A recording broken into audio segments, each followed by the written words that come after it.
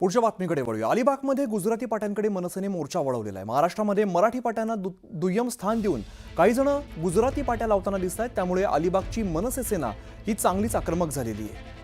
महाराष्ट्रात मराठी पाट्याच लावाव्यात असा आग्रह करत त्यांना तात्काळ गुजराती पाट्या हटवा अन्यथा काळं फासू असा गर्भित इशारा दिलेला आहे। यासाठी मनसे पदाधिकारी कार्यकर्त्यांनी 15 दिवसांचा अल्टिमेटम दिलाय। तर अलिबाग तालुक्यातील कच्ची भवन या ठिकाणी मनसैनिकांनी मराठीसाठी मनसे तालुका प्रमुख सिद्धू म्हात्रे यांच्या नेतृत्वात आंदोलन केलेलं आहे। यावेळेला घोषणाबाजी करत मराठी भाषेला सन्मान हवाय, मराठीचा अपमान कदापि सहन केला जाणार नाही असा इशाराही दिलाय। अलिबागमध्ये राहून महाराष्ट्रामध्ये राहून ही लोक कशी गुजरातीमध्ये नावं टाकली बघा। असं वाटतं आम्ही महाराष्ट्रामध्ये नाही आहोत, असं वाटतं की आम्हाला आज गुजरातमध्ये आल्यासारखं वाटलं। आज आम्ही यांना आज निवेदन दिलेलं आहे। निवेदन देऊन आज त्यांना 15 दिवसाची मुदत दिलेली आहे। जर या 15 दिवसामध्ये जर हा गुजराती नाव मराठीमध्ये नाही केला तर मनसे काय असो हे यांना माहिती आहे, सर्वांना माहिती आहे। इंडिया आघाडीच्या राहुल गांधींच्या निवासस्थानी झालेल्या बैठकीत आसन व्यवस्थेवरून आता भाजप आणि शिवसेनेने टोलेबाजी सुरू केलेली आहे। उद्धव ठाकरे आणि आदित्य ठाकरेंना बैठकीत अखेरच्या रांगेत बसवण्यात आलं, यावरून टीका होतीये। तर काँग्रेसने उद्धव ठाकरेंना त्यांची जागा दाखवली अशी टीका एकनाथ शिंदेंनी उद्धव ठाकरेंवरती केली आहे।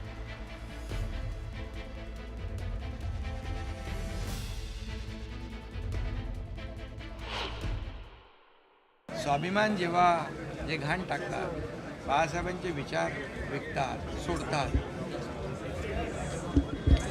त्यांना त्याचं काही वाटणारच नाही। आणि मग त्यांना त्यांची जागा काँग्रेसने त्यांची जागा दाखवली असेल, त्यामुळे मी त्याच्यावर काही प्रतिक्रिया देऊ इच्छित नाही। काँग्रेस नेते राहुल गांधींच्या नवी दिल्लीतल्या निवासाने झालेल्या इंडिया आघाडीच्या बैठकीतल्या आसन व्यवस्थेवरून नवीन वादाला तोंड फुटलेलं आहे। या बैठकीत पक्षप्रमुख उद्धव ठाकरे, आमदार आदित्य ठाकरे, खासदार संजय राऊत शेवटच्या रांगेमध्ये बसलेले होते। इंडिया आघाडीच्या बैठकीत उद्धव ठाकरे यांच्या पुढे 7 रांगा होत्या आणि यावरून सत्ताधारी शिवसेना आणि भाजप उद्धव ठाकरेंवरती टीका करत आहे। इतर अनेक लहान पक्षांचे नेते उद्धव ठाकरेंच्या पुढे बसलेले असताना त्यांना मागे स्थान का दिलं असा सवाल शिवसेनेने केलाय। उद्धव ठाकरे यांच्या पुढे तमिळ सुपरस्टार कमल हसन यांना बसवण्यात स्थान दिलेलं होतं, मग उद्धव ठाकरे मागे का असा सवाल शिवसेना खासदार म्हस्केंनी केलेला आहे। तर शेवटच्या रांगेत स्वाभिमान शोधून दाखवा असा टोला भाजपाने लगावलाय।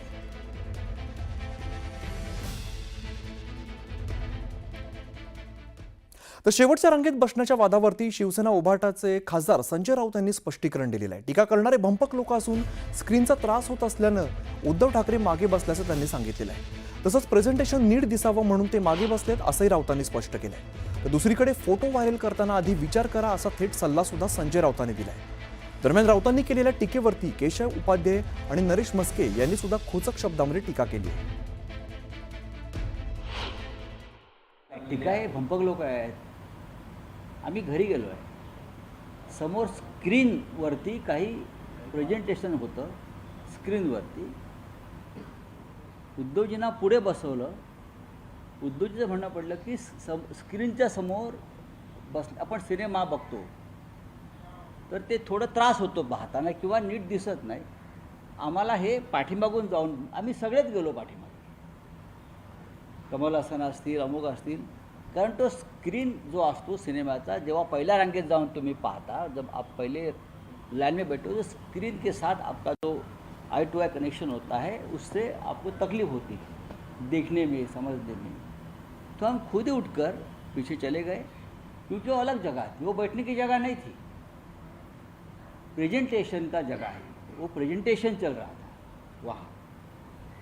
ये जो फालतू लोग हैं आईटी सेल वाले, बीजेपी के या किसी के, उनको समझना चाहिए। हिंदुत्व सोडलं, विचारधारा सोडली आणि आता काँग्रेससोबत राहिले। गेल्या 2-3 वर्षामध्ये कधी आठवलंय माननीय बाळासाहेब ठाकरेंना काँग्रेस नेत्यांनी हिंदू हृदय सम्राट म्हटलंय? कधी आठवलंय काँग्रेस नेते बाळासाहेब ठाकरे यांच्या स्मृतीस्थळावर जातात? कधी राहुल गांधी सोनिया गांधी मातोश्रीला आल्यात आठवतंय? या सगळ्यांची उत्तरं नाही। शेवटी काय, हिंदुत्व सोडलं, विचारधारा सोडली आणि आता पदरात पडलं काय? शेवटची रांग, अपमानाची शेवटची रांग।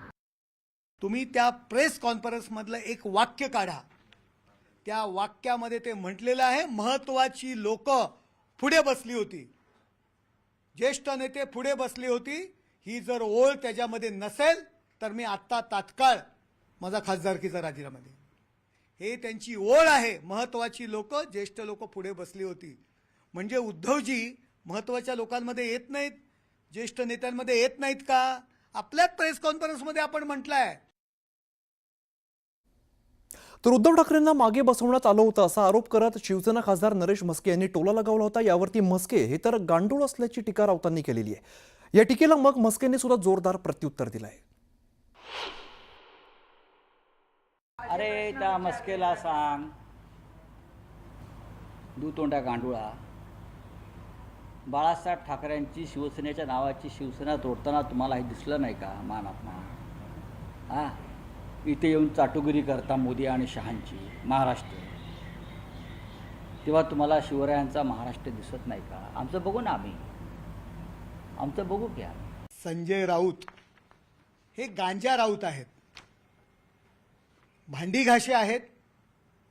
दोन्ही घरचे भांडी घाशे आहेत. पूर्वी पवार साहेबांच्या घरचे भांडी घासायचे, आता राहुल गांधी यांच्या घरचे भांडी घाशे आहेत. तर शेवटच्या रांगेत बसवल्याचा वाद हा निरर्थक असून निव्वळ बालिशपणा असल्याचं खासदार सुप्रिया सुळेंनी स्पष्ट केलंय. तर सुप्रियाताई आज इकडं उद्या तिथे असं करत सर्वांचीच भेट घेतात असं म्हणत म्हस्के यांनी टोला लगावलाय. हास्यास्पद आहे, अगदीच बालिश आरोप आहे. इन्फॉर्मल गेट टुगेदर होता, कोणी कुठेही बसलं होतं. मग असं म्हणू का अखिलेश यादव दुसऱ्यात बसले होते आणि प्रोफेसर साहेब पहिल्या रो मध्ये असले, आदरणीय पवार साहेब तिसऱ्या का चौथ्या रो मध्ये? असं काही बसण्याची सिस्टम नव्हती. तो काही प्रोटोकॉलचा कार्यक्रम नव्हता. आम्हाला सहकुटुंब आम्हाला एकत्र जेवण्यासाठी बोलवलं होतं. त्याच्यामुळे त्याच्यात एक प्रेझेंटेशन होतं, ज्याला जिथे वाटलं तिथे तो बसला. तो काय सरकारी कार्यक्रम नव्हता, तो घरगुती कार्यक्रम होता. तुम्ही महाराष्ट्राच्या माजी मुख्यमंत्र्यांना बोलवता आणि त्यांना शेवटच्या रांगेत बसवता. सुप्रिया सुळे पण पुढे बसतात. सुप्रिया सुळेंना काय आहे त्याचं?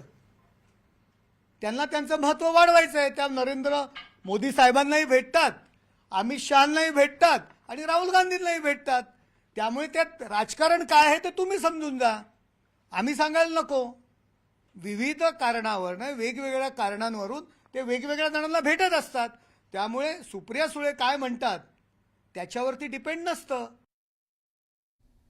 उद्धव ठाकरेंना मागे बसवणं महाराष्ट्राचा अपमान आहे अशी टीका मंत्री आशिष शेलारांनी केली आहे.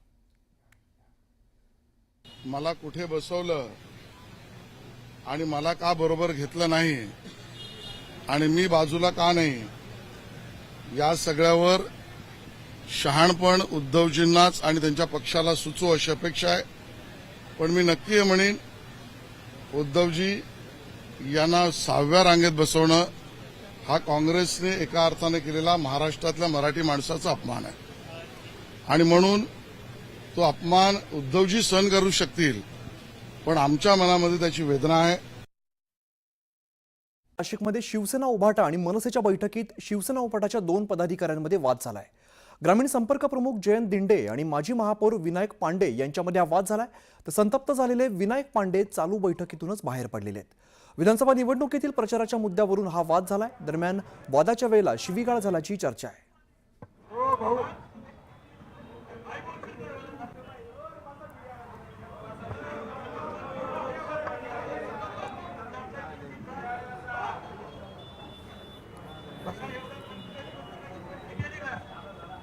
माझ्या या बोलण्यामुळे जर कमी जास्ती काही झालं असेल तर मी क्षमा मागतो.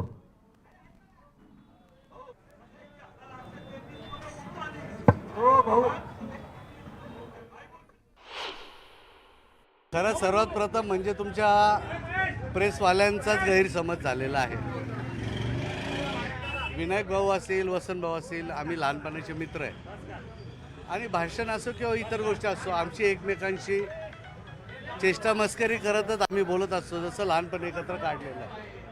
परंतु तुम्ही म्हणता बा काही वादविवाद झाला, असा काही वादविवाद झालेला नाही. हा पूर्णपणे तुमचा गैरसमज झालेला आहे. चाकणची वाहतूक कोंडी सोडवण्यासाठी राज्याचे उपमुख्यमंत्री अजित पवार यांचा भल्या पहाटे चाकण परिसरात दौरा सुरू झाला। यावेळेला चाकण चौकात झालेल्या वाहतूक कोंडीवरून अजित पवारांनी अधिकाऱ्यांना चांगलेच खडेबोल सुनावले।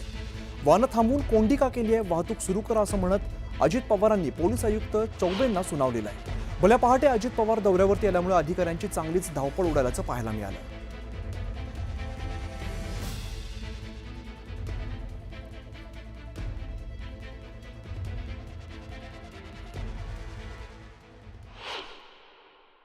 ते त्या गाड्या त्या मध्ये थांबतात ते सगळं आपलं ट्रॅफिक थांबवतात तेव्हा ते ट्रॅफिक थांबलं चोपे असं नाही ना मूर्खासारख्या गाड्यामध्ये काय रस्त्यात उभ्या करतात माहिती लेफ्टनं फ्री होईल हे केल्यामुळं ट्रॅफिक जाऊ दे ना गाड्या जाऊ दे ना